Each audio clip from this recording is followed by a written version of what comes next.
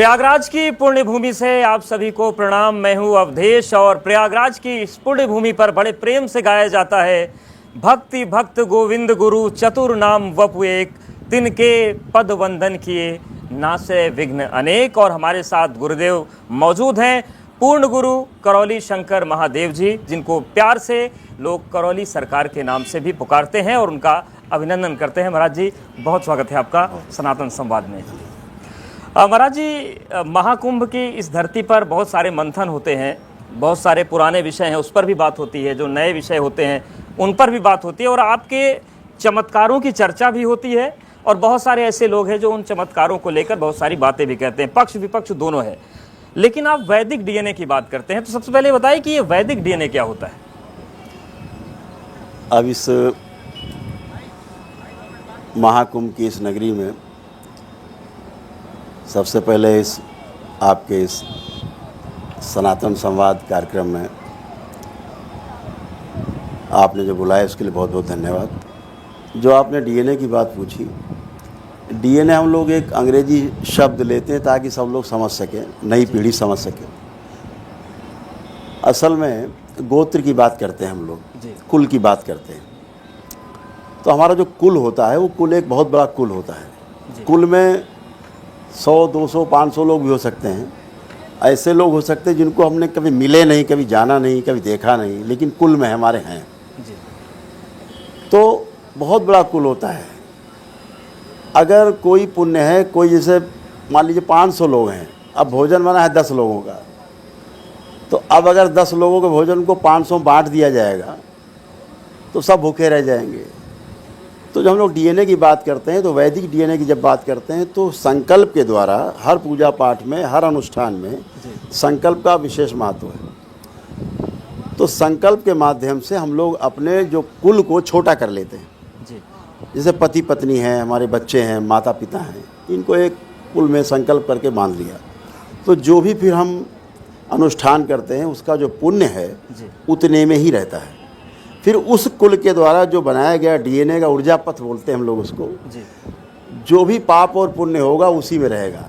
अब ये बाहर जो लोग छूट गए हैं हमारे बनाए हुए डीएनए ऊर्जा पथ से बाहर, ना तो मेरे द्वारा किए गए पुण्य का फल उनको मिलेगा, ना मेरे द्वारा किए गए पाप का उनको कोई भोग भोगना पड़ेगा। अब ये उस कुल में ही रहेगा। तो जो भी अनुष्ठान करते हैं तो उस कुल में रहने के कारण तीव्रता के साथ उसके संकल्प और प्रार्थना पूर्ण होते हैं जी। इसलिए वैदिक रूप से हम लोग उसको बिल्कुल संकल्प और प्रार्थना पर ही आते हैं। बहुत सारे लोग, बड़ी संख्या में लोग आपके यहाँ पहुँचते हैं। किसी की प्रार्थना बीमारियों को ठीक करने को लेकर रहती है, बहुत सारे वीडियोस देखते हैं, किसी को करियर की चिंता है।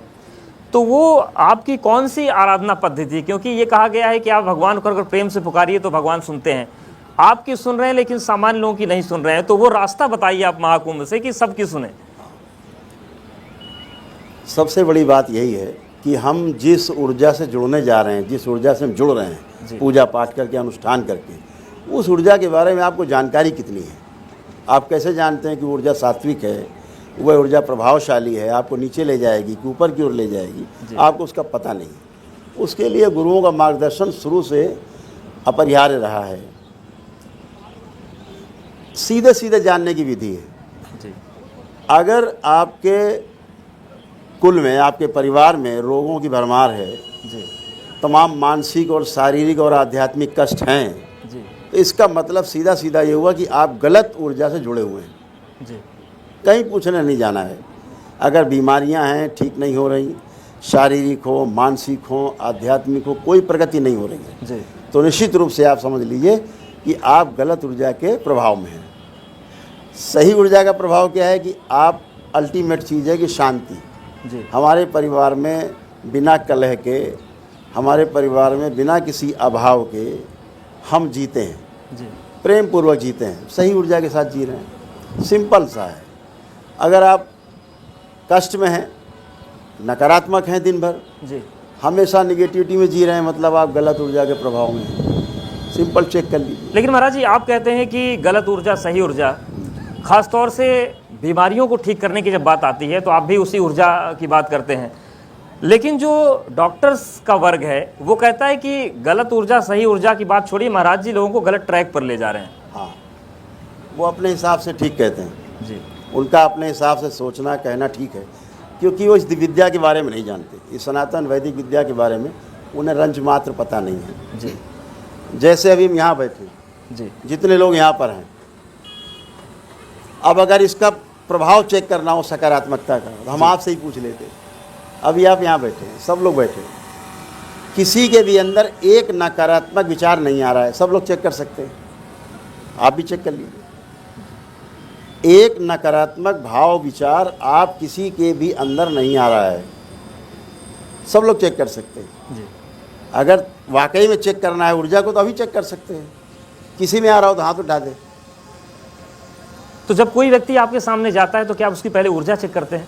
अरे सबके पास ऊर्जा है, जी ऊर्जा शाश्वत है, ऊर्जा का कोई भी गलत और सही नहीं है। जी। आपकी जैसी आपकी सोच है, उस सोच के साथ आप जिस ऊर्जा से जुड़ते हैं, अगर पहले से गंदगी है उसमें, तो आपकी गंदगी को और बढ़ा देती है। जी अगर आपकी सोच अच्छी है और आप अच्छी ऊर्जा से जुड़ते हैं, आपकी अच्छाइयों को और बढ़ा देती है। और इतना ही नहीं, अगर आपकी सोच बहुत अच्छी है जी तो नकारात्मक ऊर्जा भी आपके साथ सकारात्मक रूप से कार्य करने लगती है। जी यही वैदिक ऊर्जा का प्रभाव है। ठीक है, लेकिन महाराज जी उस ऊर्जा को हर कोई समझे जरूरी नहीं है। आप सर्जरी का विरोध करते हैं कि सर्जरी नहीं करवानी चाहिए। आपको अंदाजा है कि आप कितना बड़ा रिस्क ले रहे हैं? अगर किसी की जान चली गई तो कानूनी रूप से कितनी अड़चनें आपको झेलनी पड़ सकती है, और अड़चनें आप झेलते भी हैं, तमाम दुनिया भर की चीज़ें होती हैं, आरोप लगते हैं। तो ये रिस्क है या फिर आपको लगता है कि एकदम सही करें कि सर्जरी कोई न करवाए? इसका क्या प्रमाण है कि सर्जरी करा के आदमी बच जाता है? मर रहे हैं, हजारों लोग रोज मर रहे हैं, सर्जरी करा के ही मर रहे हैं, गलत दवा के प्रभाव से मर रहे हैं। इसका क्या प्रमाण है कि दवा खा के ही बच रहे हैं? हम सर्जरी का विरोध नहीं करते, गलत सर्जरी का विरोध करते हैं, फेक सर्जरी का विरोध करते हैं। आज तमाम सरकारी संगठन ये प्रमाणित कर चुके हैं सर्वे के आधार पर कि 50-60% सर्जरी फेक है। जी हम दिन भर देखते हैं, मेरे सामने आते हैं जब मामले कि सर्जरी फेक करा के आदमी खड़ा हुआ और रोगी खड़ा हुआ है। जो सर्जरी के पहले उसे कष्ट था, वो कष्ट सर्जरी के बाद भी बना हुआ है। दरबार में आकर के व्यक्ति वैदिक प्रक्रिया करता है, एक ही दिन में उसके सारे कष्ट चले जाते हैं, उसके संकल्प से, जी स्वयं की प्रार्थना से। कहाँ चले जाते हैं? शरीर में जो रोग है जी वो स्थूल में ढूंढ रहे हैं, हाड़ मांस के शरीर में ढूंढ रहे हैं। रोग की शुरुआत तो जो हमारे वैदिक सनातन धर्म में माना गया कि हमारे जो 3 शरीर हैं, कारण शरीर, जी दूसरा सूक्ष्म शरीर और तीसरा स्थूल शरीर। हमारे रोग की जो शुरुआत है हमारे स्मृतियों के कारण है। जी अगर हमारी स्मृति बनी हुई हमारे कर्मों के कारण, पूर्व जन्म के, वह स्मृति सक्रिय रहेगी।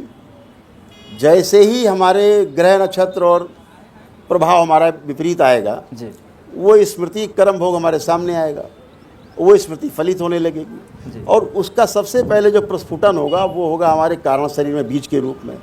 बीज अंकुरित होगा, वृक्ष के रूप में हमारे सूक्ष्म शरीर में बनेगा, जी और फल फूल के रूप में हमारे स्थूल शरीर में दिखाई देते हैं रोग और कष्ट। जी इसीलिए जब सूक्ष्म शरीर में रोग बनना शुरू होते हैं तो व्यक्ति को ये लगता है कि मुझे कुछ कष्ट हैं, वो चेकअप कराने जाता है। मशीन कहती है आपको कोई रोग ही नहीं है, लेकिन उसे लगता है मुझे कष्ट हैं। डॉक्टर कहता नहीं, मशीन बता रही है आप ठीक हो। जी मानसिक रोग होते हैं तो ज़्यादा होता, कहते हैं पागल हैं, लेकिन वो उसके सूक्ष्म शरीर में रोग बन गए हैं, धीरे धीरे स्थूल में दिखाई देने लगते हैं। बाद में फिर मशीन पकड़ती है जब घना हो जाता है।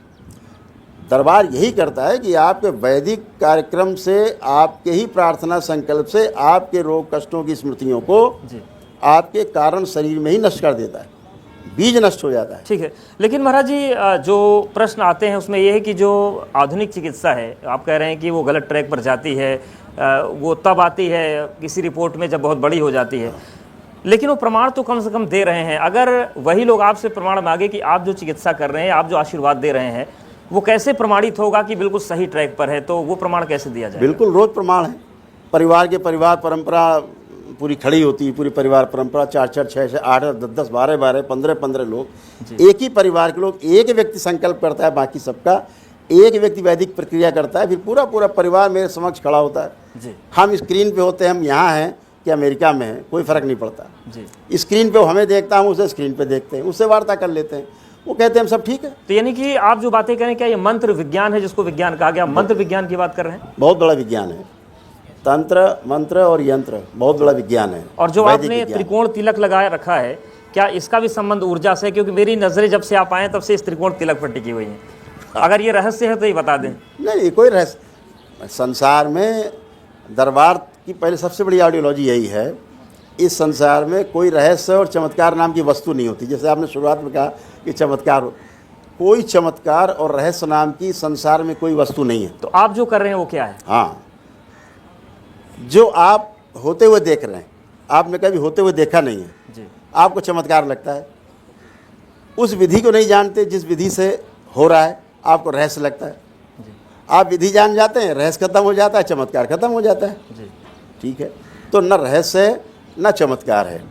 वैदिक प्रक्रिया है, वैदिक विज्ञान है और पुरातन विज्ञान है। युगों युगों से था स्मृति का विज्ञान जी। तो आज भी वही फलित हुआ है। इस कलयुग में दरबार का अनुसंधान है कि यदि व्यक्ति अपनी स्मृतियों को नष्टीकरण अपने ही प्रार्थना संकल्प से कर सके जी। तो उसके शारीरिक, मानसिक और आध्यात्मिक सब कष्ट चले जाते हैं।